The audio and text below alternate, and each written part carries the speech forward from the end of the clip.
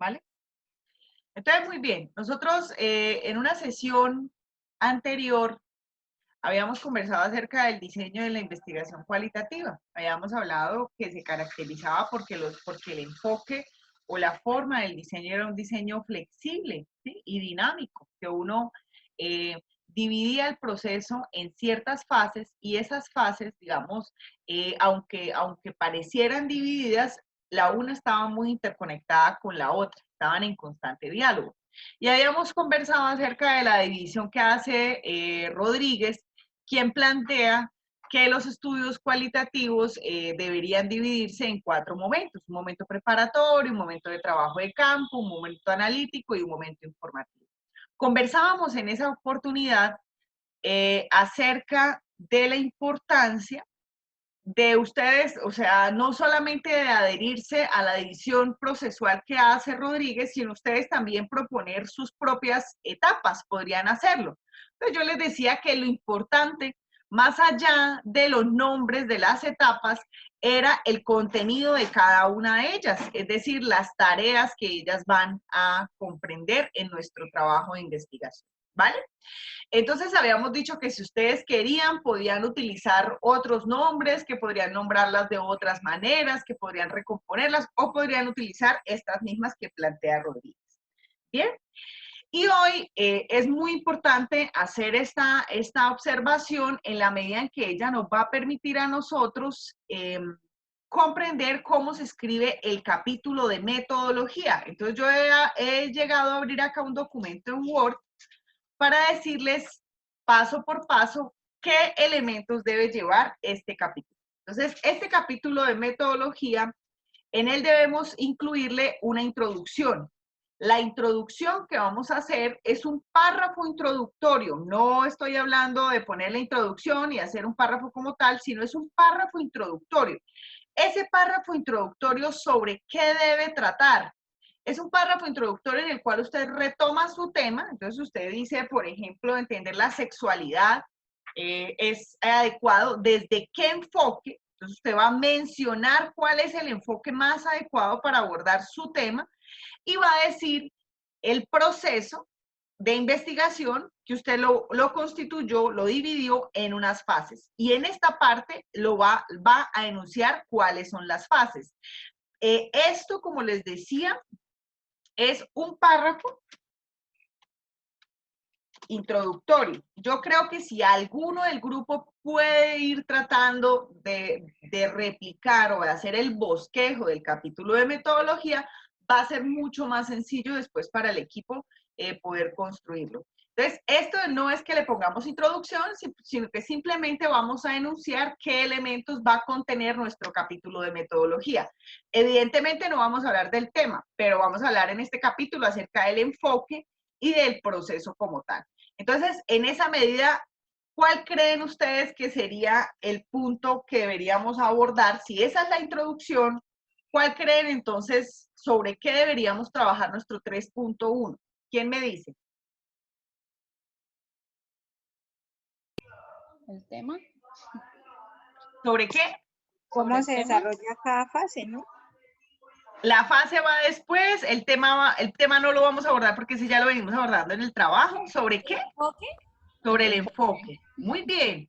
Entonces, en esta parte es en donde vamos a hacer, en el 3.1, una conceptualización del enfoque. Yo voy a tomar el enfoque que considero más pertinente para mi trabajo y voy a empezar a conceptualizarlo. Por ejemplo, yo decidí con mi equipo que entender la sexualidad era posible mediante un estudio basado en la teoría fundamentada que parte desde los principios del interaccionismo simbólico. Por ejemplo, yo podría haber definido eso. Ahora, algunas personas cuando observan su tema encuentran que él no puede encajarse en una etnografía, que él no se encaja en una etnometodología, tampoco hace parte de los estudios de caso, ni parece una fundamentada, ni una fenomenología. Entonces a veces entra uno como en caos preguntándose, bueno, y si no es eso, ¿qué es? ¿Sí?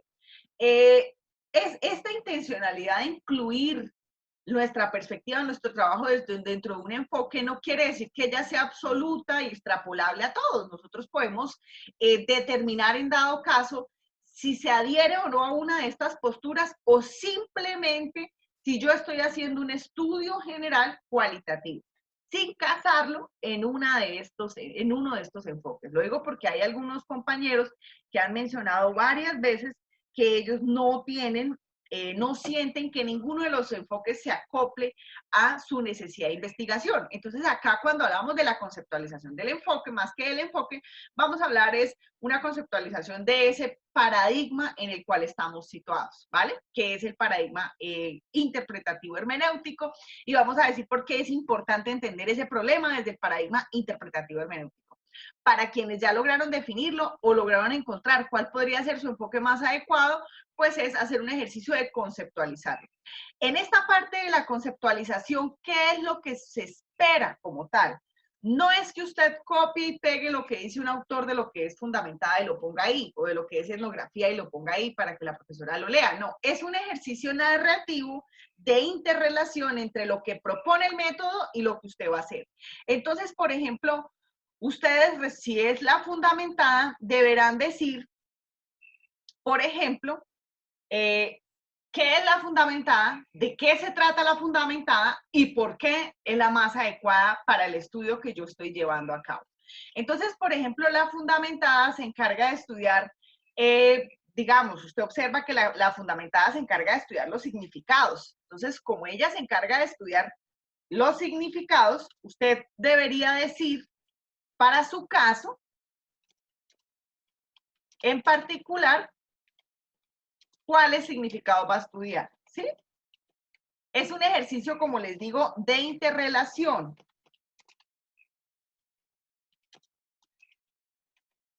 ¿Sí? Y entonces, de interrelación entre lo que dice el enfoque y lo que voy a hacer yo. Son estas dos cuestiones, lo que el enfoque me dice y lo que voy a hacer yo. Para las personas que siempre preguntan de cuánto debe ser el ejercicio de conceptualización, yo creería que entre una, máximo 2 páginas, ¿sí? Que usted pueda decir, mire, exponer muy bien el método, cuál es la lógica del método como tal y por qué, cómo se interrelaciona con su trabajo. Como ustedes han observado a lo largo del curso, hemos venido conversando acerca de la subjetividad, ¿no? Y de la pretensión de la investigación cualitativa de reducir o de garantizar una cientificidad a partir del conocimiento de los sujetos, de la experiencia. Entonces, nosotros en esta parte de la conceptualización, ahí mismo, en esta misma línea, vamos a seleccionar algunos de los criterios éticos, de los criterios de rigor que propone la autora Noreña y los vamos a ubicar en ese mismo hilo narrativo. ¿Tenemos que escogerlos todos? No, no tenemos que escogerlos todos, tenemos que abordar tan solo uno. Entonces, respecto a los criterios éticos, ¿hasta ahí hay alguna duda?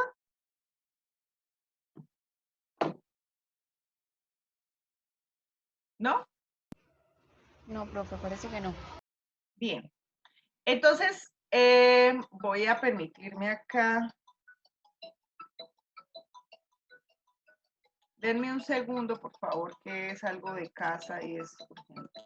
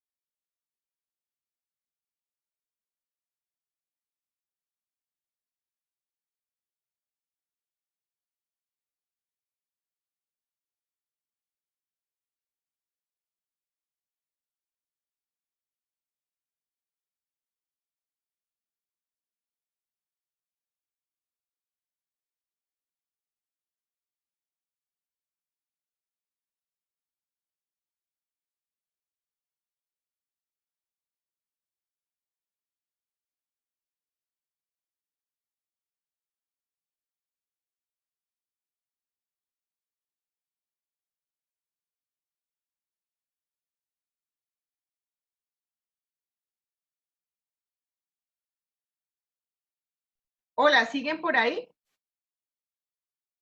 Sí, Sí, profe. Sí, profe. profe. Gracias, qué pena de la interrupción, pero es algo en casa y debí atender. Entonces, como les decía, Noreña plantea algo que se llama los criterios de rigor en la investigación cualitativa. Nosotros en cuantitativa, si ustedes recuerdan, su profesor debió haberles hablado de dos conceptos que eran muy importantes para garantizar la consistencia de los datos, que era la confiabilidad y la validez. ¿Lo recuerdan? Entonces el profe les enseñaba a hacer pruebas paramétricas para mirar si los datos eran homogéneos o no, les enseñó que uno, si tenía un instrumento, debía dividirlo en dos y comprobar si el contenido era claro, ¿sí? Que uno debía analizar dependiendo la variable, si ella permitía medir lo que uno se proponía medir dentro de su estudio. Entonces, en cualitativa, la valoración de la calidad no es evaluada bajo esos mismos parámetros del paradigma positivista. Es un ejercicio, el ejercicio de rigor o los criterios de rigor también contienen a su vez un criterio ético que parte de una reflexión que el investigador realiza acerca de los efectos, los alcances, las consecuencias, las relaciones entre los sujetos, y el sujeto investigador comprende ese carácter cíclico y flexible de la cualitativa y cómo cada una de ellas debe estar articuladas en un todo más general. Entonces, eh, para Noreña, los investigadores dentro del paradigma cualitativo debemos ser conscientes que cuando estamos explorando un fenómeno, ¿sí?, las relaciones que vamos a observar o analizar con múltiples explicaciones se convierten en una realidad tangible y singular reconstruida a través de esa versatilidad del investigador. ¿Qué quiere decir? Es lo que hemos venido conversando de pronto en otras sesiones. La realidad existe, el sujeto ha vivido una experiencia, pero no la ha materializado a través del lenguaje.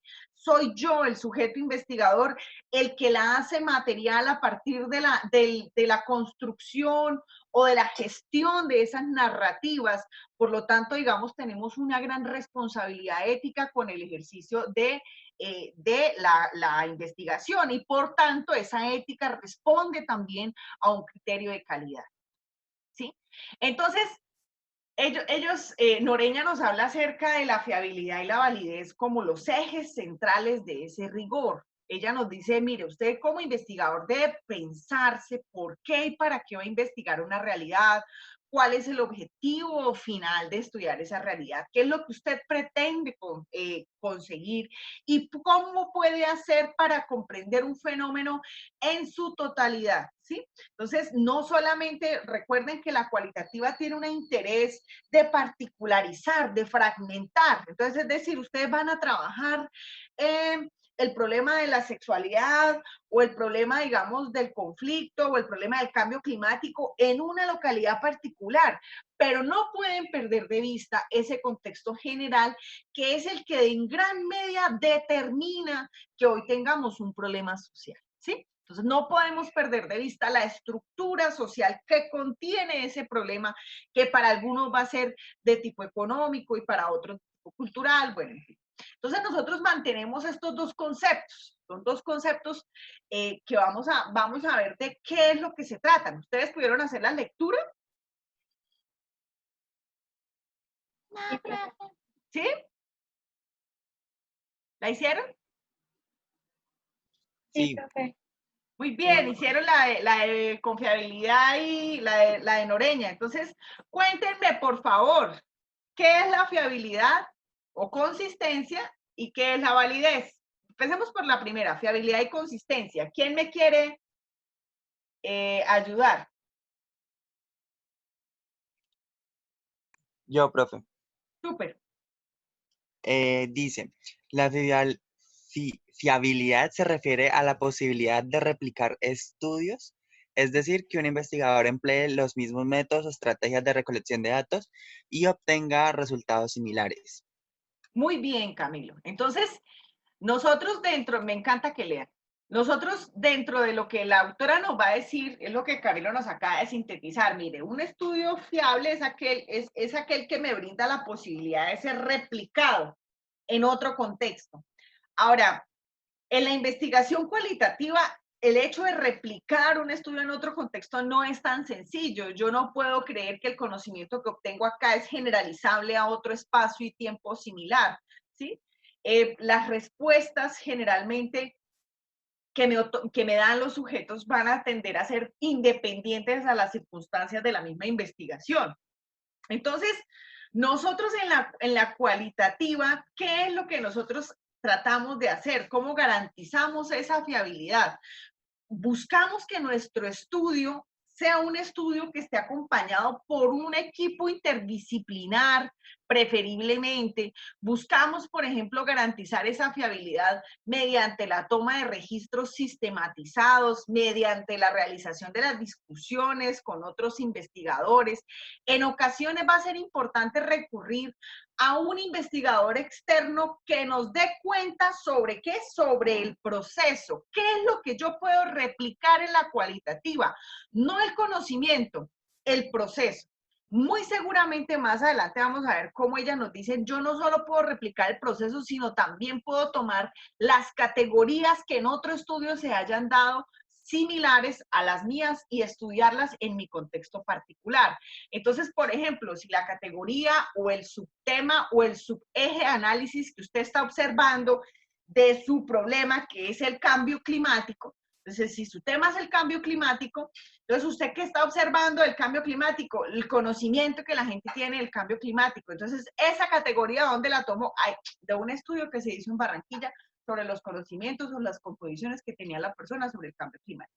Entonces, yo también puedo traer, replicar las categorías que se están estudiando.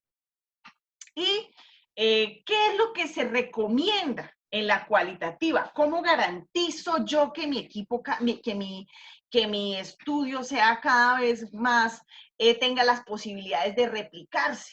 Siempre y cuando yo trabaje con diferentes métodos y técnicas para la recolección de información, ¿sí? O sea, no solo darle prioridad a unas pocas, sino ampliar esta perspectiva. Ahora, en cuanto a la validez, ¿qué es lo que nos van a decir las autoras? La autora nos plantea en esta parte que la validez es esa interpretación correcta que yo hago de los resultados. En cualitativa, ¿qué sería un resultado? ¿Qué creen? Como una interpretación del significado. O sea, pues así yo. Muy bien, entonces en cualitativa es la interpretación que yo hago de la narrativa, del sujeto. La narrativa podría ser ese hallazgo que yo, del cual yo voy sobre el cual yo voy a hacer mi interpretación. Entonces, el ejercicio, digamos, de interpretar lo que el sujeto me está diciendo, lo puedo lograr mediante 3 elementos que nos va a decir Noreña. Entonces nos va a decir, mire, usted interpreta bien los resultados siempre y cuando usted los triangule. ¿Qué es triangular? Profe, lo habíamos visto en alguna de las sesiones y era como poner en diálogo los resultados obtenidos, esa revisión de los significados, de pronto con otras teorías o también de pronto con otras investigaciones, profe, para Muy bien, validar, Mario. verificar precisamente esa validez. Muy Y también bien. con los métodos, ¿no? También Puede con ser los métodos. Yo método también. metodológico o de otras revisiones de los mismos significados. Perfecto. Entonces, la triangulación es contrastar, ¿sí? Entonces, yo hago el ejercicio de contrastar lo que el sujeto me está diciendo con lo que dice mi marco referencial. O no, por el contrario, yo estoy trabajando con una comunidad, entonces yo voy a contrastar lo que las personas me dijeron mediante entrevista, lo voy a contrastar ahora mediante lo que me dijeron en grupos focales o lo que me dijeron en los talleres. Yo puedo hacer el ejercicio de contrastar un relato, ¿sí? Entonces, eso es lo que ellas me van a decir. Me van a decir, mire, usted logra la validez siempre y cuando usted haga triangulación, usted contraste. En cualitativa antes se creía que la triangulación era propia o única de la etnografía, pero las fronteras cada vez entre los enfoques o los métodos se van volviendo más difusas, ¿sí?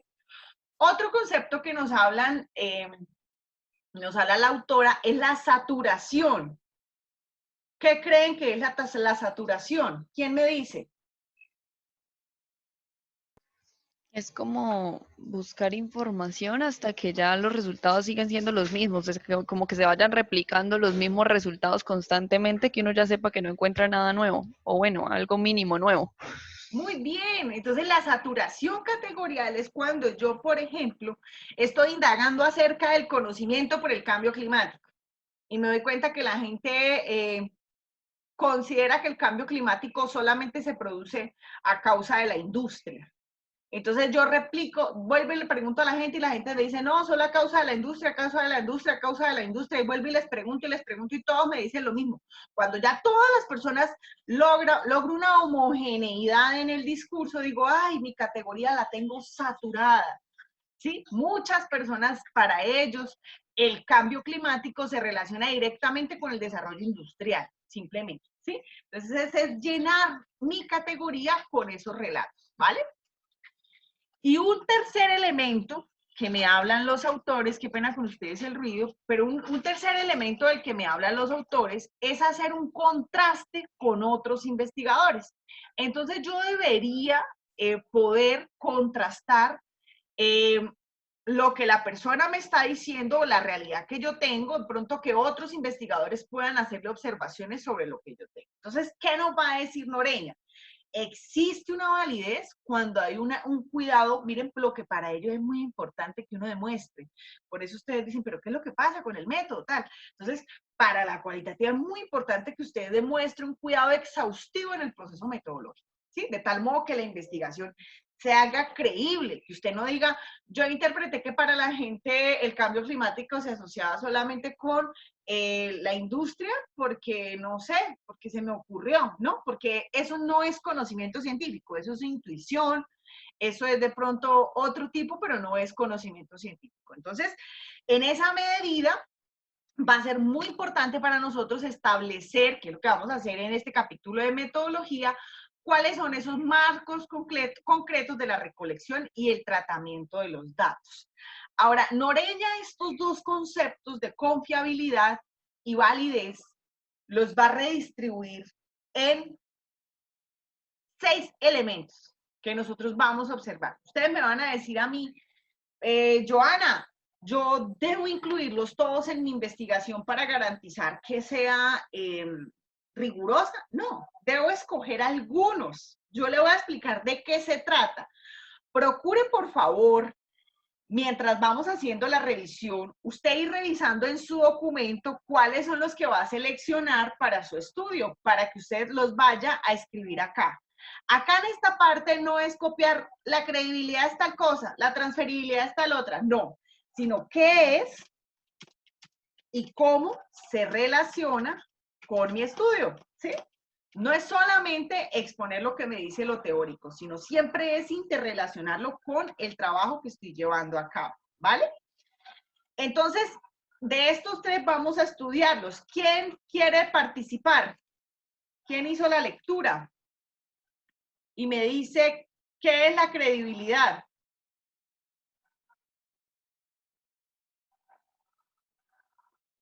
Vamos. Los lectores, las lectoras. Profe, si no estoy mal, es como mirar los fenómenos y las experiencias humanas, pero como lo perciben los sujetos, ¿sí? Que sin que el investigador haga como juicios a priori sobre lo que está estudiando o algo así. Ok, muy bien, me encanta que estés por ahí participando, Gabriela. Mira, la credibilidad lo va a entender Noreña como la credibilidad o el valor que tiene la verdad. Entonces ya dice, mire, la credibilidad se logra, yo logro decir que mi estudio es creíble, ¿sí? Es real, es reconocido como real. Cuando los hallazgos, es decir, lo que yo deduje, la interpretación que yo hice con los datos, es reconocida por los participantes como un hallazgo verdadero. Es decir, ¿eso qué implica? Implica que una vez yo haya hecho el ejercicio de análisis, me regrese a lo comunitario o a los sujetos y les pregunte si mis interpretaciones sobre el estudio han sido correctas. Y ahora me van a decir a mí también, Noreña, que no solo debo regresar sobre el actor que conoce su realidad, sino que también debo ir a otros profesionales que sean sensibles a la temática estudiada para que me ayuden en dado caso a entender la complejidad del problema que yo estoy llevando a cabo. Entonces aquí, en esta parte de la credibilidad o el valor de la verdad, nosotros como investigadores debemos describir e interpretar nuestro propio comportamiento y experiencia en relación también con los sujetos que estamos investigando. ¿Por qué? Porque el comportamiento a veces de nosotros puede llevar a mudar esa experiencia de conocimiento intersubjetivo sobre un problema determinado, ¿vale? Entonces, este es uno de los elementos. Muy bien, Gabriela, me va a decir a mí, mire, es creíble su estudio siempre y cuando usted logre hacer un ejercicio de validar lo que la persona le está diciendo, lo que el sujeto le está diciendo y de contrastarlo con otros investigadores. De pronto usted para el curso de cualitativa diga, no, esto yo no lo voy a hacer, no me va a alcanzar el tiempo para volver a preguntarles a ellos.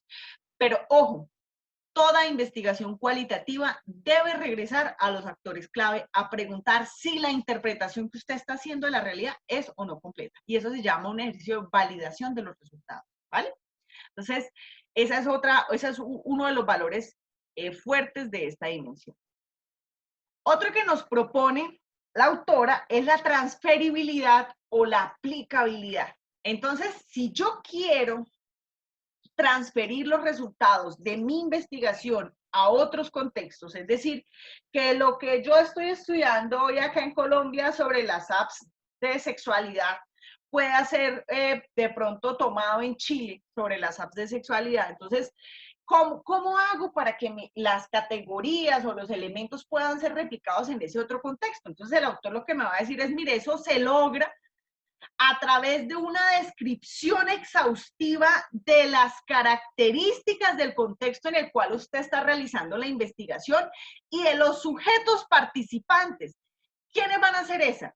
Todos tenemos que hacerlo. En nuestro capítulo 4 de hallazgos, cuando lleguemos allá, la primera parte que usted debe procurar hacer es describir el contexto y describir finalmente los sujetos que participaron en su estudio. O sea, usted debe decirnos a nosotros si, por ejemplo, en el análisis de las transformaciones o de las tensiones climáticas en el páramo de Santurbán, ¿quiénes son los que están participando? Entonces, si son personas que están en órganos, en sitios para la toma de decisiones, o si estoy hablando simplemente pues si estoy hablando solamente con locales, o si estoy hablando con locales, con personas que están en la toma de la decisión, pero también estoy hablando digamos, con ambientalistas. Entonces yo debo describir, hacer una descripción de los sujetos que finalmente participaron en mi estudio, quiénes son, si son hombres, mujeres, edades, y también de la característica del contexto en la cual se realizó. ¿Eso qué es lo que me permite? Le va a permitir, por ejemplo, a una persona que está estudiando el conflicto minero, voy a inventar, en la costa, en la zona de la costa, le va a permitir saber si puede utilizar, por ejemplo, las mismas categorías que está utilizando Mario allá para los Santanderes. Entonces, esa identificación categorial, esa descripción del contexto y de los sujetos, permite saber si en algún momento yo puedo comparar al descubrir lo común y lo específico con otros estudios. O con eso, los resultados o conocidos en investigación como hallazgos, no es que vayan a ser generalizables. Yo no voy a decir que el pensamiento santandereano es igual al costeño, no, sino lo que voy a tratar de hacer es transferirlos, es decir, relacionarlos, mirar lo que tienen de común y de diferente de acuerdo con el contexto que se estén aplicando. Entonces, ese es otro criterio que podemos utilizar. Un criterio adicional que tenemos es la consistencia o la dependencia. Este hace referencia a lo que Noreña refiere como la estabilidad de los datos. En la cualitativa es muy común que haya una variabilidad en los datos, es decir, que el sujeto transforme sus formas de pensar y de subjetivar, por ejemplo, el fenómeno que está viviendo. Entonces voy a inventar. Alguien que de pronto tuvo una experiencia demasiado positiva con el acercamiento, digamos, el desarrollo de la sexualidad en redes, puede que su visión se transforme a partir de una experiencia particular o de algo en general que ocurra en ese tránsito de la vida. Entonces, lo que nos va a decir a nosotros nuevamente ella es, mire, para lograr la consistencia o dependencia, entonces, entendiendo aún que los datos son variables, uno puede, nuevamente retoma el principio de la triangulación de los investigadores, de los métodos y de los resultados, pero también lo que nos va a decir ella es que uno puede utilizar un evaluador externo y detallar a la mayor, digamos, con la mejor calidad posible, el proceso de colecta, de análisis y de interpretación, ¿sí? Hay algo que ella propone que es la estrategia de comparación constante. Es una estrategia de ir comparando lo que la persona me está diciendo con teorías previamente que han sido formuladas. Esos elementos garantizan estas dos, digamos, estos dos criterios, tanto el de credibilidad como el de consistencia. Y la autora utiliza un término que se llama la auditabilidad de los datos. ¿Quién me quiere decir qué entendió por eso?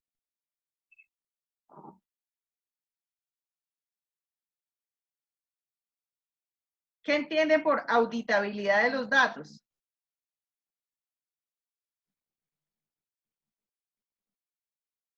Profe, Dime. me voy a ir a botes, ya su merced dirá qué tan concerniente. Dale, eso vale la pena.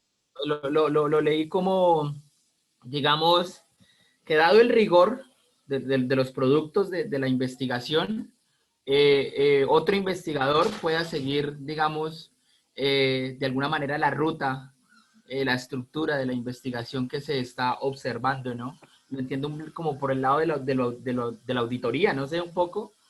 Entonces es como esa cualidad de una investigación en sí, que dada la calidad, digamos, de pronto de sus resultados, le permita constituirse, digamos, en una suerte de canon también, ¿no? ¿Por qué no en un tema determinado de las ciencias sociales? Eso es auditable, lo siento así, como que otro investigador pueda usarlo como guía de estructura, de diseño de investigación, más o menos, lo siento así, profe. Sí, para que otro investigador pueda usarlo, yo debo garantizar algo. Y es hacer la auditoría, como tú bien lo estás diciendo, de los datos que estoy produciendo. Entonces, la auditabilidad de los datos es el control que yo como investigador debo tener de la interpretación de los datos como tal, ¿sí? Debo estarle haciendo seguimiento. Entonces, por ejemplo, vamos a ver en una parte que las transcripciones, ¿no? Entonces, que hay que hacer transcripciones. Entonces, las transcripciones, yo no puedo simplemente mandársela a un poco de gente allá para que la haga ver y en algún momento de pronto ellos no escucharon bien y le cambiaron un nombre por el otro y a mí después eso no me interesa y lo pongo así en el informe. No, yo debo hacerle si yo mando a hacer las transcripciones en algún momento, pues tengo que después auditar que realmente esas transcripciones hayan sido correctas, ¿sí? Si, por ejemplo, yo tengo un equipo de investigación grande, estoy coordinando, porque usted hoy está haciendo todo, usted hoy es el todero porque necesita aprender todo el proceso, pero cuando usted empieza a coordinar equipos de investigación, usted necesita saber que los investigadores que pertenecen a su red están llevando a cabo todo el proceso de la manera más rigurosa. Entonces siempre debe haber alguien que se encarga de hacer el ejercicio, digamos, de auditar cómo los investigadores están operando, cómo están llevando a cabo los métodos, cómo están utilizando o cómo están llevando a cabo los análisis de sus resultados, ¿vale? De eso es de lo que se trata el ejercicio de auditar, de hacerle seguimiento, auditoría, veeduría a los datos que se producen en la investigación cualitativa.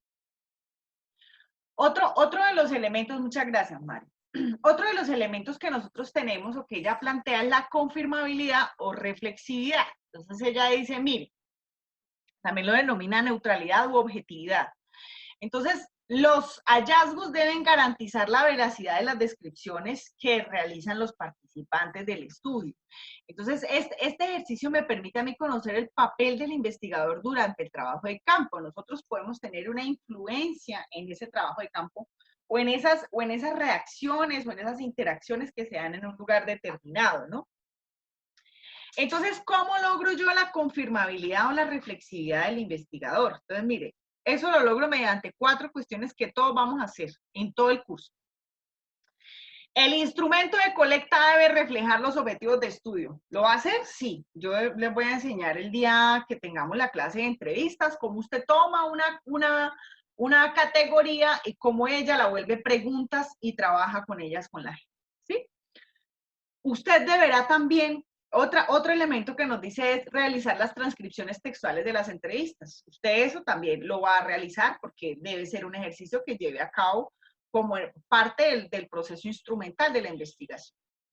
Usted debe contrastar los hallazgos con la literatura. ¿Quién lo va a hacer en este curso? Todos, porque a todos les toca cuando empecemos el proceso de interpretación revivir el capítulo 2 que tienen por allá, que yo lo llamo a veces el muerto del capítulo 2, que se les olvida que existe y empiezan a interpretar las realidades de otros elementos. Entonces allá en nuestros hallazgos vamos a estar comparando lo que tenemos con nuestra revisión de la literatura.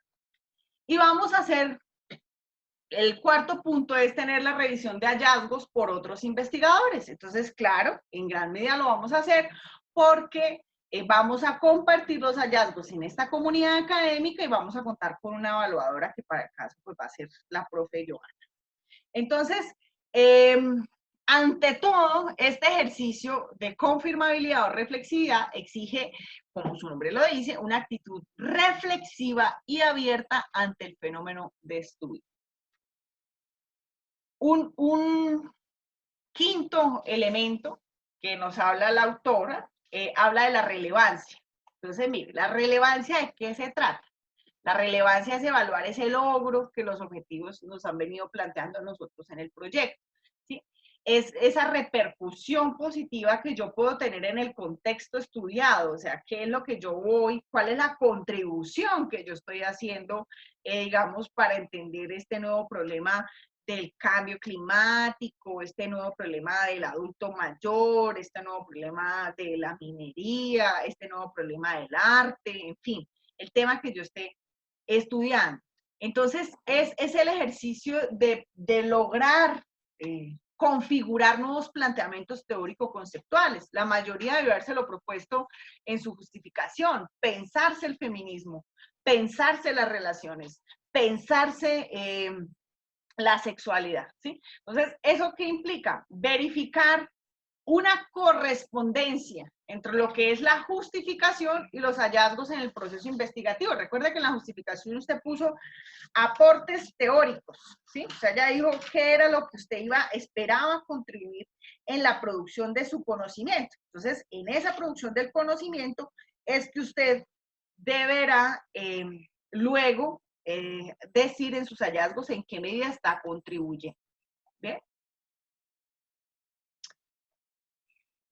Y finalmente, entonces tenemos algo que se llama, que ella va a llamar la adecuación o concordancia teórico-epistemológica. A mí me llama la atención que nunca en los cursos de investigación la gente la escoge como los criterios. Y yo digo, pues tan raro, ¿no? Porque esto, aunque tenga un nombre que parezca fuerte, refiere simplemente a la consistencia que yo debo tener entre el problema y el referente teórico que estoy utilizando. La mayoría lo tiene.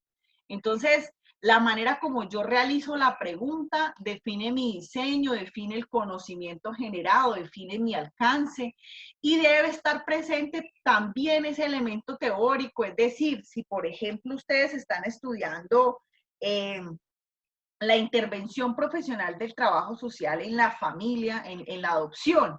Entonces yo estoy estudiando esa intervención y esa intervención la estoy estudiando, la teoría me dice que para estudiar la intervención debo analizar el contexto y debo analizar la experiencia. Entonces, digamos, esas dos categorías que me dicen de contexto y experiencia son aquellas que me van a determinar a mí cómo es que yo voy a hacer para gestionar el conocimiento y la existencia, la experiencia que existe sobre ello. Entonces, debe existir, esto en síntesis lo que trata es de la necesidad de existencia de una correspondencia entre el presupuesto teórico, la forma de encuadrar lo metodológico y el carácter práctico, que es lo que todos tenemos en toda investigación. Entonces yo creería que este es un elemento para que incluyamos, ¿sí? Es el ejercicio en el cual usted identificó su problema, lo fundamentó teóricamente, identificó unas categorías y esas categorías orientaron la forma de aprender la realidad. Entonces, hay que hacer visibles ese ejercicio de los referentes teóricos a lo largo de todo el proceso investigativo.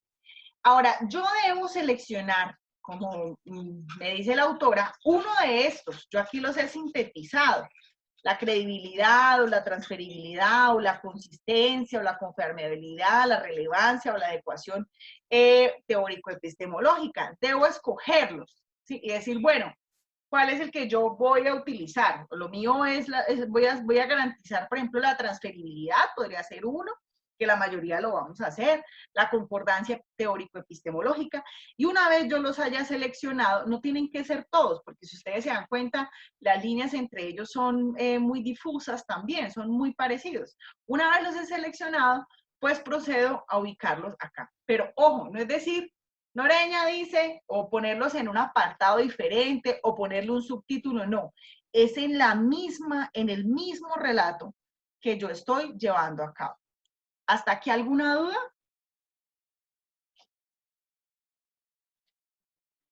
Profe, yo tengo una duda. Sí, Digamos dime. que en la metodología y de acuerdo a los criterios, pues veo que la triangulación es muy importante.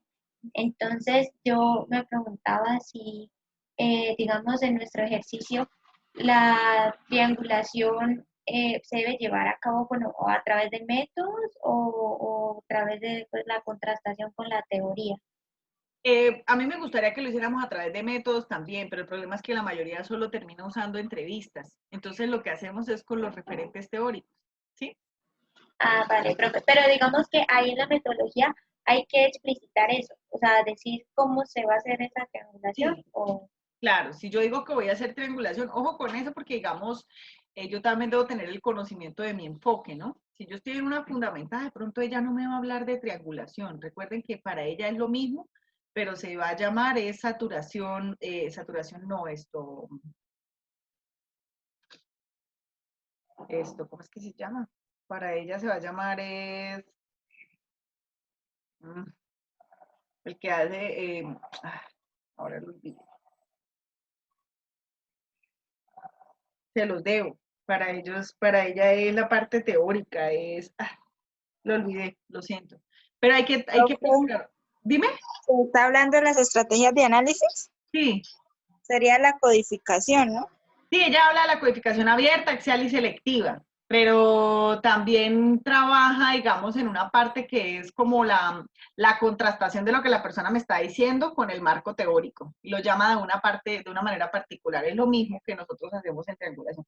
Se las debo, porque se me fue. Se me fue. Cuando veamos muestreo, ahí va a salir, porque ella se compara con el caso típico ideal, ¿vale? Entonces, pero bueno, entonces yo debo utilizar, digamos, procurar, hay unos enfoques que son muy definidos, como el de la teoría fundada fundamental, es muy sistemático, de todos ese es el más rígido, él es el más, como busca, su pretensión es hacer teoría, pues él es el más esquemático.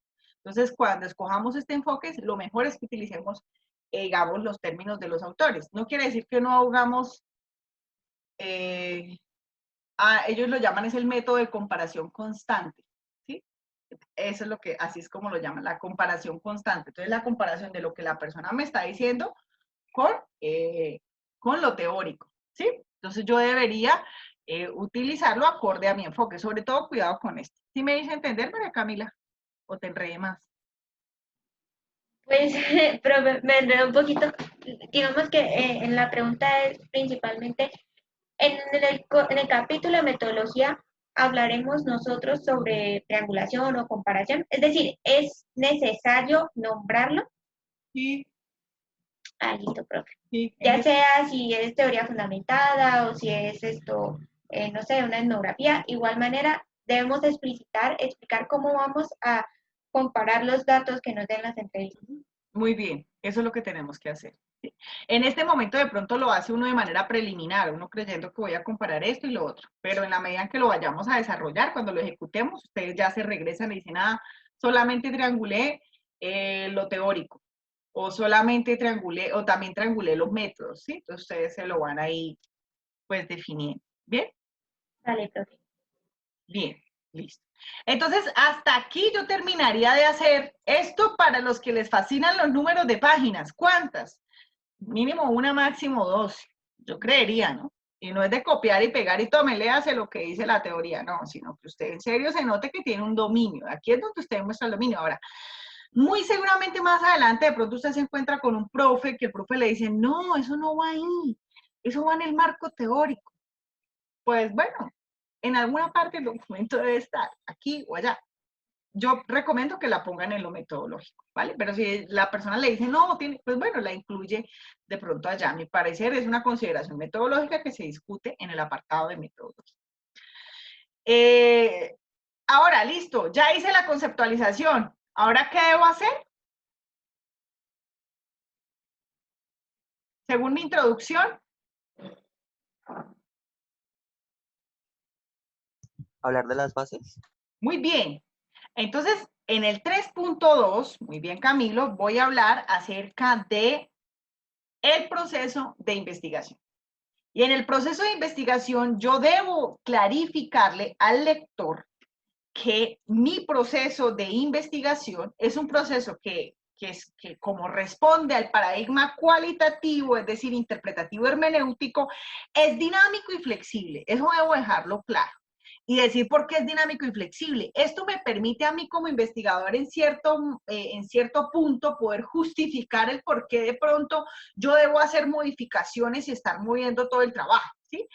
Y luego de eso, de manifestar en un párrafo que mi proceso, como es cualitativo, es dinámico y es flexible, debo empezar a decir cuáles son las fases para luego ubicarlas en un gráfico o como lo menciona la norma que estamos usando la mayoría, que es APA, una figura. Entonces yo debo proveerle al lector, o que las figuras siempre se enuncian antes en el texto. Yo no pongo una figura, hay gente que tiene la manía que le pone a uno un literal y le pone la figura. Y dice uno, ajá, ¿qué es lo que quieres que vea? ¿No? Eso, a no ser que usted esté haciendo una síntesis, un mapita conceptual de resumen del texto, pero si no, la figura siempre se enuncia antes, ¿sí?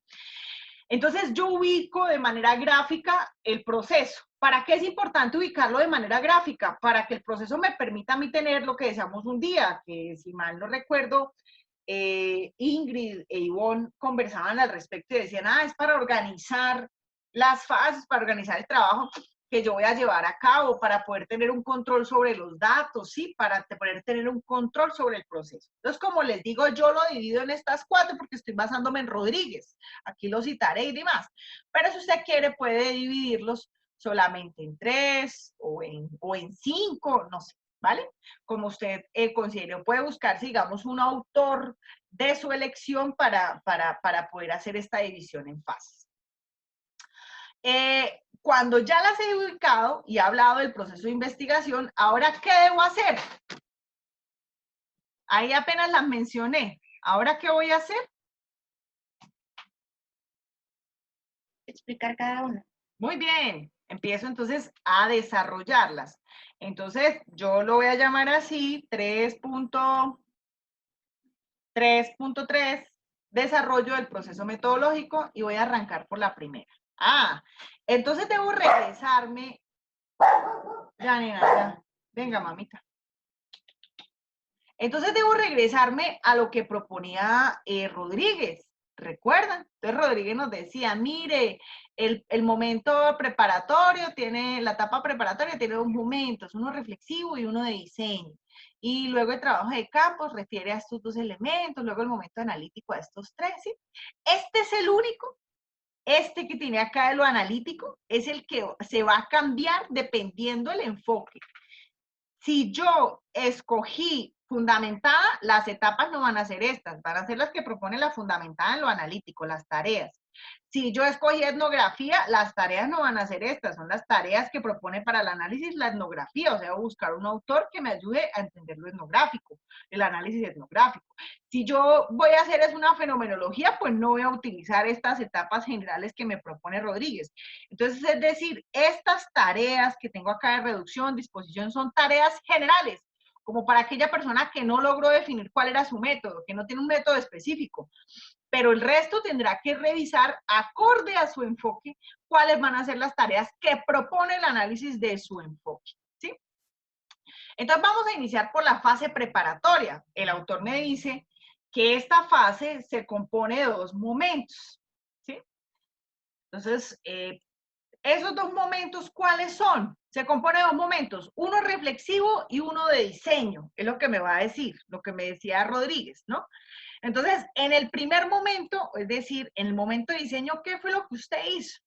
Aquí yo debo dar cuenta de todo lo que hice para poder llegar a la construcción del problema. Entonces dije, mire, yo problematicé, se problematizó la realidad. Luego de problematizarla, se revisó la tendencia en la producción de conocimiento. Se realizó una gestión documental que fue registrada en fichas bibliográficas. Entonces acá le digo al lector, vaya y revise el apéndice A. ¿Qué es un apéndice? Dice que mi conexión es inestable. ¿Se cortó? Creo que profe, un ahorita poco. se cortó Sí, un profe, a mí poquito. también se me cortó un poco. Sí, se cortó un poquito. Como un cierto apartado. Dime. Un apéndice es como un cierto apartado.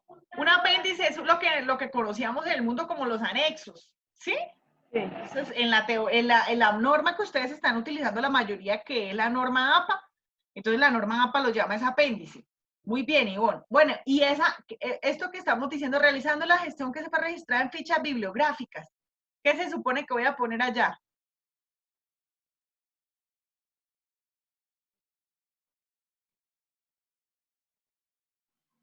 Se pone como tal el documento de Excel Muy bien. como apéndice. La matriz bibliográfica. Y eso tienen que aprenderlo a ajustar en un solo Word, porque no le pueden enviar a un, yo no me lo imagino en una consultoría o en un trabajo enviándole a uno, ay, qué pena, no supe pegar la tablita de Excel, se la mando aparte. ¿Sí? No, no. En el mismo Word deben aprenderlo a ajustar. Entonces yo voy a poner el apéndice A, es esa matriz bibliográfica que yo tenía. Recuerdan que cuando estábamos viendo el estado del arte, yo les decía, mire, el estado del arte debe decir qué se buscó, en dónde se buscó, cómo se buscó, sí, todos esos elementos, porque es una investigación dentro de la investigación. Y les decía, ustedes lo pueden poner aquí, ese elemento, o lo pueden poner en metodología, en algún lado debe estar. Pues si lo deciden no ponerlo allá, en el estado del arte, lo deben poner acá. Todas las consideraciones metodológicas para la creación del estado del arte. ¿Sí me hice entender?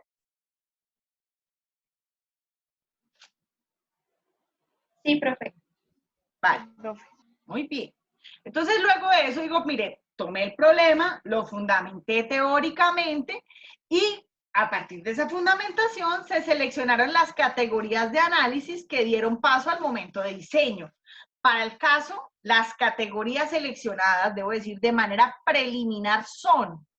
Entonces, vamos a pedirle el favor al grupo de mujer y conflicto armado que nos digan cuáles son sus categorías de análisis. ¿Dónde observo yo mis categorías de análisis? ¿En dónde las Los veo? objetivos específicos. Muy bien, punto positivo. En los objetivos específicos. Muy bien. Entonces vaya y observe qué fue lo que usted dijo que iba a hacer en el objetivo específico. ¿Quién me quiere ayudar ahí con el ejemplo de su grupo? Los de mujeres con conflicto armado. Dime, Luisa. Sí, pues nuestros objetivos pues estaban enfocados en las experiencias personales pues en un primer momento, pero pues a partir de las experiencias personales se desengloban las relaciones interpersonales y los roles. Muy bien. Relaciones interpersonales de las mujeres Sí. en el conflicto armado y los roles de las mujeres en el conflicto armado. Así lo debo especificar. Entonces, de manera preliminar, yo digo cuáles son, es decir, los elementos de la teoría sustantiva, los que aparecen en los objetivos y tal. Y aquí debo decir qué voy a entender por ellos para mi estudio. Ahora, esto no tiene que ser desde la teoría, ¿no? Sino es una mezcla entre lo teórico y lo contextual. Entonces yo podría decir, refiere a las interacciones de las mujeres excombatientes durante el conflicto armado en su permanencia en el grupo de las FARC, por ejemplo. ¿Sí? Entonces yo debo decir una relación entre lo teórico y lo que yo voy a entender. Esto es muy importante, porque esto, ojo con esto es algo que debemos hacer y debemos hacer en grupo, definir qué vamos a entender por la categoría, dotarla de sentido, conceptualizarla. Esto es lo que me va a llevar a mí a construir mi instrumento de recolección de información. Entonces, si ella me habla de interacciones, yo después voy a hacer una pregunta que esté orientada a observar las interacciones de las mujeres combatientes, tal. Entonces, esta es una parte que debo construir, ¿vale? Que es muy importante que construyan en el grupo y lo hagan de una manera como muy juiciosa, ¿vale? Profe, Dime. esto de la conceptualización de cada categoría es lo que se hace como tal en el marco teórico, ¿cierto? En el marco teórico tú ya la has abordado a nivel teórico, ¿sí? Allá la tienes, la recuerdas, pero aquí necesitamos que la pongas en contexto para tu estudio, ¿sí? Porque recuerda que allá la sacamos del contexto, ¿sí? Sí, entonces aquí se habla en relación de, bueno, lo que se abordó como en el marco teórico, cómo se vería aplicado en el contexto que se está estudiando. Muy bien, María Camila, es eso lo que vamos a hacer, ¿vale? Lo podemos poner en viñetas, hay gente que no le gusta ponerlo acá y apenas las enuncia y después se hace una tabla y la pone en anexos. A mí me parece que es mucho más sencillo para el lector encontrarlas aquí, a la mano, ¿sí? Entonces yo las puedo poner, si tengo 2, si tengo 3, es lo que vienen mis objetivos específicos, ¿vale? Muy bien. Entonces, como les decía, acá pongo esa descripción, que es la relación con la teoría y el contexto, o sea, lo que yo ya voy a aplicar para el caso, ¿bien? Y luego de ello, entonces paso a hablar, entonces si ya salí, se supone que hasta ahí me llevó esa parte reflexiva, hasta identificar esas categorías, se supone, ¿no? Pero igual recuerden que ya está en movimiento, tal, y uno la va llevando al resto de la investigación. Después de eso, de tener identificadas, como les decía, esto es muy similar a cuando en cuanto uno tenía una categoría, una variable y la operacionalizaba en preguntas. Entonces aquí lo que hago después de eso es construir los instrumentos de recolección de la información. Entonces yo digo, así bien en el proceso de diseño, se procedió a construir los instrumentos y técnicas de recolección de información. Estos son los que van a mudar. Ustedes me van a decir a mí a lo largo de las sesiones de metodología cuáles son las que van a utilizar, siendo la entrevista semiestructurada, por ejemplo, la observación no participante y los diarios de campo, las estrategias que el equipo desarrollará para aprender esa realidad. Entonces, si yo digo que voy a hacer una entrevista semiestructurada, debo mencionar el apéndice B y allá lo voy a poner, ¿sí? Luego, digo que voy a hacer diarios de campo, entonces el apéndice C y allá pongo los diarios de campo, ¿vale? O puede que esto sea un solo anexo y que yo lo llame instrumentos de recolección, pero debo remitir al anexo de ellos, ¿bien? Para el curso, digamos, por ahora no sabemos qué vamos a escoger. Esto es lo que vamos a ir determinando en nuestras próximas sesiones. ¿Cuál es la técnica o el instrumento adecuado para capturar esa realidad particular? Y una vez he hablado acerca de los instrumentos, pues, ¿qué me queda? Hablar de algo que es muy importante, los criterios de la selección de la población. Entonces, debo empezar a decir cuáles son los criterios de la selección de mi población. Yo voy a decir, entonces, por ejemplo, las compañeras, digamos, del grupo de mujeres en conflicto armado, entonces ellas nos van a decir a nosotros, pues, ¿les sirven todas las excombatientes? Seguramente no. De pronto les sirven las excombatientes que tuvieron cierto tiempo de pertenencia o cierta jerarquía en la organización. O sea, ustedes son los que determinan cuáles son los criterios. Por ejemplo, los compañeros de sexualidad, ¿les sirven todos los que algún día han curioseado en la app? No, le sirve el usuario frecuente, aquel que ha entablado una relación, aquel que, sí, que lleva un tiempo. Las compañeras que están trabajando lo de las carreras masculinizadas, entonces a ellas les sirve la estudiante de primer semestre, la que acabó de llegar y está en lo virtual. No, pues muy seguramente le servirá a un estudiante que esté en un nivel de, digamos, de formación más avanzado. Lo mismo, digamos, para el tema de salud mental y atención terapéutica. ¿Me sirven todos los que han recibido atención terapéutica o aquella persona que al menos haya llevado a cabo un proceso? Entonces yo empiezo a hacer el ejercicio de identificar cuáles son los criterios de selección de la población. Entonces, mujeres, mayores de edad, excombatientes, ¿sí? Pertenecientes, excombatientes del grupo las FARC, ¿sí? Con cargos o con reconocidas por su liderazgo en la organización, ¿sí? Ahora, yo puedo poner aquí todos los criterios que tenga. Una vez los ponga, debo justificarlos. O sea, es decir, por qué es importante que tenga esa característica. Cada uno, ¿sí? Entonces yo digo, debe ser reconocida. ¿Y por qué debe ser reconocida? Porque eso permitirá identificar, digamos, las interacciones, sus relaciones con los actores, ¿sí? La permanencia, los cambios, las continuidades, las rupturas, en fin. Yo lo voy a ir ubicando ahí, ¿bien? Y luego de mencionar cuáles son esos criterios y con los cuales voy a seleccionar a mi población, debo hablar acerca de el tipo de muestreo. Entonces, respecto al tipo de muestreo, nosotros poco sabemos acerca de los muestreos, ¿no? La verdad, nada, a lo que por ahora hemos escuchado. Entonces, muestreos, vamos a ver en nuestra clase de muestreos que uno puede seleccionar, que uno todo el tiempo está muestreando, ¿no? Muestra la literatura, muestra el problema, muestra todas las cuestiones y también muestra la población.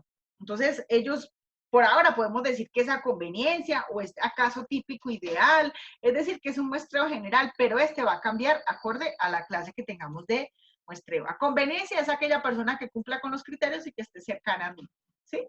Y debo justificar por qué es el más indicado. Entonces, la gracia es que en las próximas sesiones, cuando hablemos de muestreo, usted seleccione el suyo y lo ubica acá y diga por qué es el más indicado para su trabajo. Cuando hablamos de las entrevistas, usted construye la suya, la pone acá y la pone en el anexo y dice por qué es indicada, ¿vale?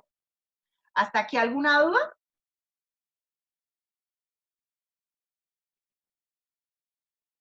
Lina, ¿tienes dudas? No, profe, por ahora no. ¿No? Súper, bien. María Camila, ¿me ibas a decir algo? Sí, profe, yo tengo una pregunta respecto a los apéndices. Bueno, digamos que como tal, en la entrega de esta segunda parte, ¿deben ya estar los apéndices o ya al final en el informe como tal se entregan los apéndices? Sí, deben estar en esta entrega, porque yo debo poderles revisar que ustedes tengan la entrevista, que sea adecuada, ¿sí? En fin, es bueno. Ah, ok. Entonces, digamos, profe, que en el apéndice B ya debería estar como tal la entrevista, o sea, qué preguntas se van a hacer. Ah, ok, vale, profe. Sí, ahí ya debería estar. Yo, igual para eso tenemos la siguiente sesión. Yo les voy a decir cómo se construye una entrevista, tal, cuáles son las técnicas, ustedes van a seleccionar algunas. ¿Sí? Para eso son las siguientes clases. Pero es bueno, digamos, tener como la estructura de la metodología para irla componiendo a medida que avance el tiempo. ¿Bien? Vale, profe. Muy bien. Entonces, hay otro elemento que nos va a hablar, que es muy importante trabajarlo en esta parte preparatoria. Es decir, yo no me voy a campo sin haber definido cuáles son mis criterios éticos. Y eso sí, yo recomiendo que lo hagan como con un literal aparte, para que se pueda conversar acerca de ello, ¿no? Entonces, la ética en la investigación, como nosotros, digamos, habíamos observado, es un ejercicio, un ejercicio que busca el acercamiento a la realidad de una manera holística, con una mínima intrusión, otorgándole la libertad a los participantes. Yo los considero sujetos, no objetos. Yo respeto su decisión, su autonomía en la participación del estudio. Bien. Y digamos que los requisitos que nos va a hablar, esto está en la lectura 2, la complementaria que teníamos.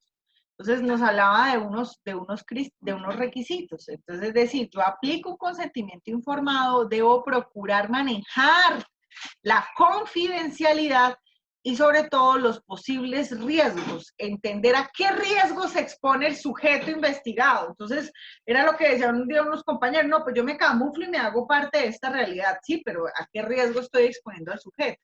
¿Sí? Entonces, ¿cómo puedo llevar a cabo mi investigación desde una perspectiva ética? ¿Sí? ¿Cómo puedo realizar la observación, por ejemplo, participante siendo ético, las entrevistas? ¿Cómo voy a hacer el uso de las grabaciones, del audio, de los videos? Entonces si yo voy a hacer, por ejemplo, grabaciones, pues yo debo enterar a la gente que voy a hacer grabación. Yo no, la persona me dice, no, no quiero ser grabado, pero sin embargo yo le pongo ahí el celular de manera anónima para que no se dé cuenta, pero lo estoy grabando. No, eso no lo debo hacer, ¿no? Eso hace parte de la ética como tal. Entonces, en este ejercicio de la ética o en este momento es en donde uno debe definir o debe buscar que los participantes realmente den su testimonio, que están de acuerdo en la participación del estudio, conocer los derechos, que conozcan sus responsabilidades. Eso es muy importante, o sea, hasta dónde va lo que yo estoy diciendo, qué implicación tiene el hecho que yo divulgue cierta información, ellos deben considerarlos. Por eso yo construyo un consentimiento informado en donde voy a garantizar esa autonomía, ¿sí? Luego de ello, pues a su vez debo manifestar en este apartado, o si no acá, en trabajo de campo, cómo voy a asegurar esa confiabilidad, cómo voy a proteger la identidad de las personas, si voy a anonimizar los datos. Si anonimizar no es solamente quitarle el nombre, porque por ejemplo yo puedo decirle, la señora, digamos, de la Junta de Acción Comunal de la Vereda, La Malaña, se llama Doña María, entonces yo le cambio el nombre y le pongo Doña Sofía. Entonces digo, Doña Sofía, la presidenta de la Junta de Acción Comunal de La Malaña en el año 2020, pues cualquier persona la va a poder identificar y va a saber que es esa persona. Entonces, ¿cómo voy a garantizar realmente la protección de los datos? Y si realmente yo voy a hacer una custodia de los datos, o sea, en investigación, ojo, yo no estoy haciendo una entrevista, por ejemplo, con una persona en un momento y le tomo la grabación y después cojo la grabación y la subo al Facebook o me hago un meme o se la paso a todos mis amigos por internet o la estoy rotando libremente. Nosotros, por ejemplo, en los ejercicios de memoria hay que tener muchísimo cuidado y las cadenas de custodia de la información son importantes. Nosotros no nos compartíamos la información por internet, ¿no? Era solamente alguien concentraba la información en un punto y el investigador debía ir hasta ese punto a hacer el análisis de los datos para garantizar que las personas no estuvieran en riesgo. Entonces, yo debo entender cuál es el riesgo al que se expone el sujeto, el riesgo de poner su intimidad al descubierto, ¿sí? Entonces, si yo, por ejemplo, estoy trabajando el tema de la salud mental y la atención terapéutica y una persona se abrió demasiado a contarme toda su experiencia, yo después eso no lo voy a estar publicando por ahí, ¿vale? Entonces debo coordinar con mi equipo cómo voy a hacer ese ejercicio. Y esto generalmente comprende el pensarme cómo voy a hacer la observación, cómo voy a hacer las entrevistas, qué voy a hacer con las grabaciones de audio y de video, ¿sí? Es decir, cómo voy a hacer para controlar esas cuestiones que están allí. Entonces, en esa medida, nosotros en este punto de los criterios éticos podemos hablar un poco del Tratado de Helsinki y del Código de Ética en Trabajo Social, en donde nos hable en gran medida que uno de los criterios éticos pues hace parte de eso, de la autonomía, de la beneficencia, de la no maleficencia, de considerar los riesgos del sujeto, que el sujeto sea autónomo en la participación del estudio, que conozca sus derechos como tal. Aquí hago un elemento introductorio a la ética en la investigación y si quiero lo relaciono con la ética en el trabajo social y luego de eso debo construir en esa misma narrativa, referir a un apéndice que es el apéndice D, que sería nuestro consentimiento informado. Entonces, yo les voy a disponer a ustedes en el Drive un formato. Este es un formato, no es el único formato. Ojalá ustedes creen uno, hagan uno nuevo. Este es un formato sobre un consentimiento informado. Entonces, este formato sobre el consentimiento informado, ¿qué contiene? La información del proyecto. Ustedes mirarán si hay alguna información que deben suprimir o dejar. Aquí no pongan, por favor, que cualquier cuestión llame a la profesora. No, porque si alguien me me llama algún día y me dice esto, Joana, en la entrevista le va a decir, no sé, ¿de qué grupo era? ¿Qué corte? ¿2021, 2022, 2018, 2017, 2000? ¿Sí? Entonces, usted debe, pues, que lo contacten a usted, que fue la persona que estableció el contacto directo con el dato, ¿no? No un extraño que es para la profesora. Y estos son los elementos que ustedes deben modificar, ¿sí? Entonces es importante que lea el consentimiento, que realice todas las preguntas. Aquí yo ubicarle a la persona cuál es mi objetivo, decir quiénes son los participantes, entonces es decir, armarme un párrafo en donde diga que la participación es voluntaria, que la persona tiene derecho a abandonar el proceso cuando lo considere conveniente, que voy a definir también aquí quiénes son los actores que están participando. Entonces, estamos entrevistando a hombres y mujeres que hacen parte de procesos de atención terapéuticos, ¿sí? Aquí debo especificar. Luego de eso, como les decía, debo hablar de los procedimientos. Entonces, debo hablar si voy a hacer una entrevista, cómo voy a hacer la entrevista, si la voy a grabar, si voy a tomar notas, debo decirle a la persona, mire, usted va a ser entrevistado, la información va a ser grabada, adicional yo voy a estar tomando notas para no perder el registro. Entonces, estos son los elementos que debemos ir componiendo. Debo decirle al sujeto si tiene unos beneficios. Si no recibe un beneficio económico, debo dejárselo claro. Camilo, ¿me quieres decir algo? No, profe, qué pena, se me activó el micrófono. Ah, no, dale, tranquilo, no había interferencia, solo que lo he abierto y pensé que querías decirme algo. Entonces, debo hablar de los beneficios, si va a recibir algún beneficio económico o no. Debo conversar acerca, o debo tener otro apartado en donde hable de cómo voy a hacer el manejo de los datos, es decir, cómo voy a manejar esa confidencialidad, qué voy a hacer después con los resultados. ¿Sí?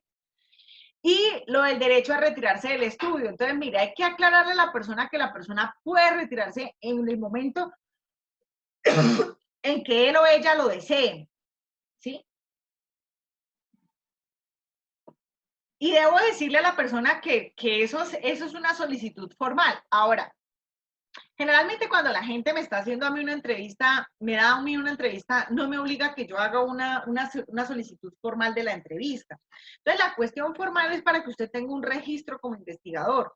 A veces es muy incómodo que los investigadores le dicen, hay algún actor que le dice, ¿sabes qué? Ya no quiero que participar del estudio, devuélveme mis datos. Entonces el investigador se vuelve así como muy cerrado y le dice, no, pues páseme una cartica y cuando me pase la cartica yo lo paso al comité a ver para retirarlo. No, si la persona fue cordial al darle la información y se retractó, pues usted facilítele esa forma de, no simplemente lo extraiga, así debe ser con una carta mediante un oficio formal, yo le voy a enviar un formato para que usted diligencie y yo le hago entrega del ejercicio. Hay que facilitarle eso al sujeto que participa. Y hay que decirle a la persona que eso debe hacerlo en unos plazos. Entonces, por ejemplo, imaginémonos que pasó un año y alguien le dijo, ¿sabes qué? No quiero participar, devuélveme lo que hiciste allá. Pues bueno, debes entender que va a haber un momento donde se van a publicar los resultados y que uno ya no se puede regresar, digamos, a devolver lo que está en la vida, rotando en el conocimiento como tal en la web o algo así. Uno les dice que no firmen si no ha tenido la oportunidad de hacer preguntas, respuestas, tal. Y aquí viene el consentimiento. Entonces, aquí hay algo que siempre es muy contradictorio, que todavía se discute en la ética, y es que si, por ejemplo, la persona dice, no, yo no quiero que mi nombre aparezca, yo quiero que aparezca un seudónimo. Entonces, la ética igual dice, igual firme, dígame cuáles son sus nombres, apellidos, su cédula, su firma y su fecha. Esto, y la fecha, ¿esto para qué lo hacemos? Porque en ocasiones, digamos, podríamos recibir alguna denuncia, si digamos yo hago una publicación que la gente no se sienta reflejada en ella, podríamos recibir, digamos, alguna amonestación si yo no tengo un documento que soporte que realmente yo le dije al sujeto que era autónomo, que pueda participar y que esos eran sus derechos. ¿Es claro?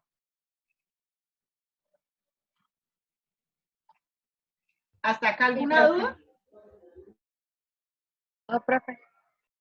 Bien, entonces vamos a decir, digamos, en esta entrega que ustedes van a hacer, la fase más desarrollada va a ser esta fase preparatoria, porque es lo que vamos a estar trabajando, vamos a estar preparando esa salida al campo. Una vez lleguemos, quiero terminar esta parte del trabajo de campo y la analítica, que la verdad son bien cortas para este entregable. Entonces, una vez tengamos esto, vamos a empezar a trabajar con la fase, a exponer la fase de trabajo de campo. Entonces, la fase de trabajo de campo, hay que decir lo que nos proponía el autor, Rodríguez, ¿sí? Entonces, Rodríguez nos decía, mire, el trabajo de campo refiere al acceso y a la recogida de datos. Entonces, es lo que hemos puesto acá, refiere al acceso y la colecta de los datos. Entonces, hay que decir qué hice para el acceso y qué hice para la colecta, ¿sí? Entonces, para el acceso, entonces debo detallar, mire, para acceder al campo se procedió a contactar a los líderes de las organizaciones mediante un correo electrónico o mediante llamada, se les socializó un estudio, se les socializaron los alcances, con aquellas personas que decidieron participar se construyó una lista de referidos y bueno, en fin, entonces aquí es todo el ejercicio de ir contando cuál es ese acercamiento. Por ejemplo, algunos ya han hecho contactos por redes, los han llevado a unos actores, a otros. Eso hay que irlo detallando ahí, cómo es ese acceso al campo. Y esta parte es lo que vamos a trabajar más adelante, porque el capítulo de metodología se va a estar moviendo en todo el semestre. Entonces, más adelante, cuando estemos en campo, ya en la fase plena del campo, vamos a decir es cómo se desarrolló esa permanencia. Entonces, si por ejemplo la entrevista yo en dónde la hice, a través de Zoom, en un ambiente natural o no natural, cómo hice ese ejercicio de la entrevista. Y, por ejemplo, si lo hice con grabadoras, bueno, en fin, los recursos que haya utilizado. Aquí ya se concreta en esta parte lo que se hizo. ¿Bien? Luego de ello, pues viene nuestra fase de análisis.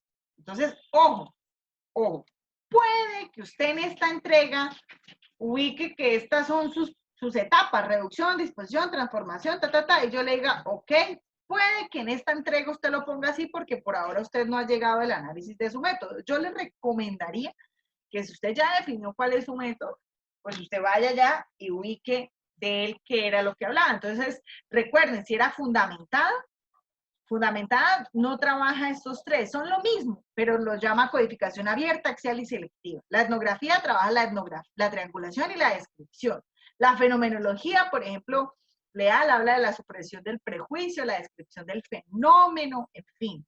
Entonces, por ahora puede que usted diga, esta etapa comprende las tareas y póngalas de Rodríguez, pero más adelante, cuando lleguemos a análisis, cuando usted va a hacer su entrega final, no puede seguir poniendo esto. Debe poner las que son acorde a su método. Y ya para finalizar, pues nos queda la fase informativa. ¿Sí? Esta fase informativa voy a construir un párrafo o dos párrafos, mínimo uno, máximo dos o tres, bueno, los que quieran, mínimo uno.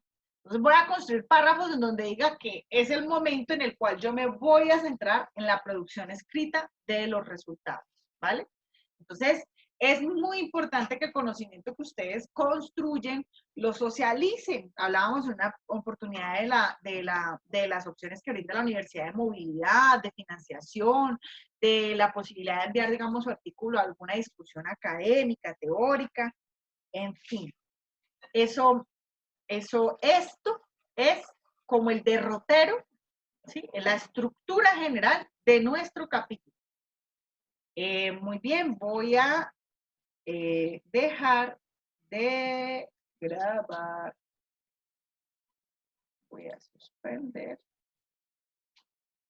Voy a dejar de compartir pantalla. Y voy a